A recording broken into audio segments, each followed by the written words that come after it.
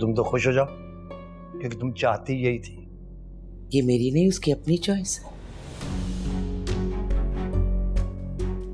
अच्छा, ये मालूम हुआ कि फोन कहां से आया? पता नहीं। मैं खुद सबा से पूछ लेता हूँ।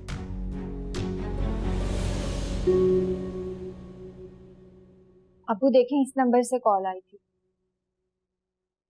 अरे ये तो हैदराबाद का कोड है भाई। अच्छा, इसका मतलब भाई हैदराबाद में है। पता नहीं किन हालात में होगा। अरे कोई उसका कांटेक्ट नंबर तो ले लेती तुम, मैं कुछ रकम भिजवा देता उसको।